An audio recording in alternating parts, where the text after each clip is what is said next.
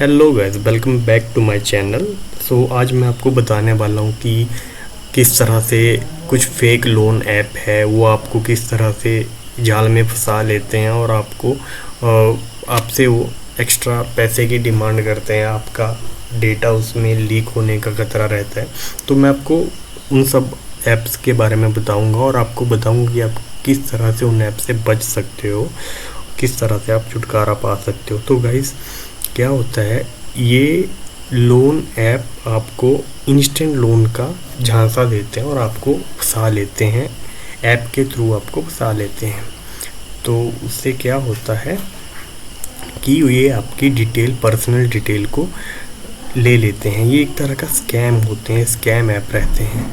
तो आपको इससे कैसे बचना है? अगर आप इस तरह के ऐप में फंस गए तो मैं आपको बताता हूँ मेरे को इस चीज़ का पता कैसे लगा। तो मेरे एक दोस्त है, उसको कुछ पैसों की ज़रूरत थी। तो उसने क्या किया, उसने लोन ऐप डाउनलोड किया और उससे उसने लोन ले लिया।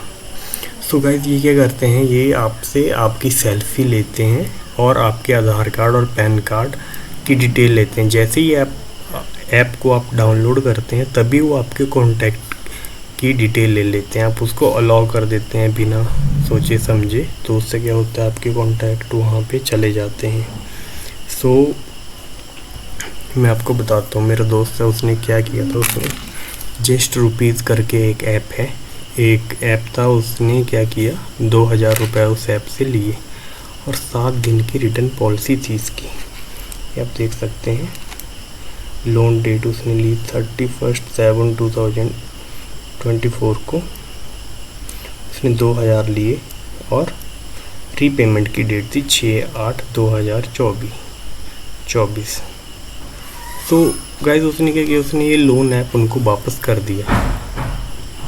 पर जैसे ही उसने वो लोन ऐप को जैसे ही उसने उनको दिया तो उससे क्या हुआ, उसको और भी लोन उसकी ऐप में शो होने लगे। एक 5000 का ही मेरे पास स्क्रीनशॉट है, एक और था 4000 का जो कि मेरे पास नहीं है।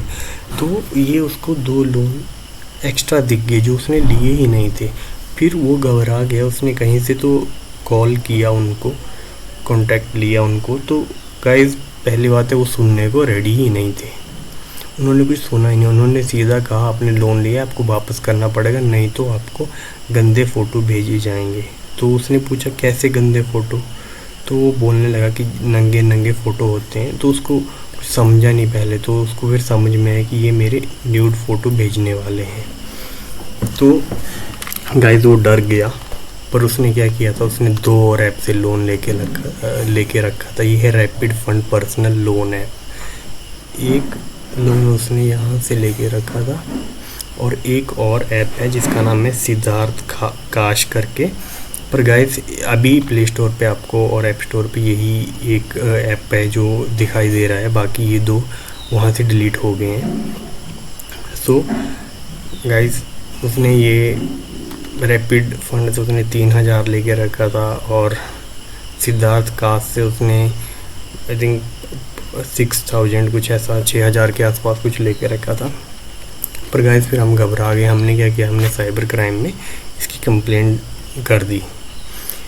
तो साइबर क्राइम में जैसे हमने कंप्लेंट की तो उन्होंने इस चीज़ के बारे में उन्होंने वो कंप्लेंट ली नहीं। मैं आपको दिखाता हूँ। देखो, हमने साइबर क्राइम में कंप्लेंट की थी तो उन्होंने लिखा है, as per the mandate of cyber police station this complaint is not pertain to this office, you can further advise to kindly contact your local police station। तो उन्होंने लोकल पुलिस स्टेशन हमें जाने के लिए कहा, क्योंकि हमारे साथ अभी तक का किसी तरह का क्राइम हुआ नहीं था, हमने पैसे दिए नहीं थे। तो उन्होंने कहा कि आप लोकल पुलिस स्टेशन में कंप्लेंट करो। जैसे ही हम लोकल पुलिस स्टेशन गए तो उन्होंने बोला कि ये आप लोगों की गलती है और आपके साथ कोई फ्रॉड हुआ नहीं, आपने पहले तो पर्सनल डिटेल क्यों दी। तो उन्होंने इस तरह से कुछ हमें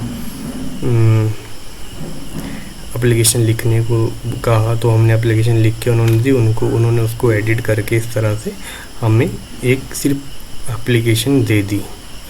तो ये था वो। और उसके बाद क्या हुआ गाइस, उसके बाद जब हमने वो ऐप जब उनको सिर्फ हमने अभी तक 2000 ही दिया था, पर क्या हुआ, सडनली उसको, मेरे दोस्त को कुछ फ़ोटो उसके न्यूड फ़ोटो उन्होंने सेंड किए, तो वो डर गया और उसने 3000 की वो रैपिड फंड की एक और उसने पेमेंट कर दी।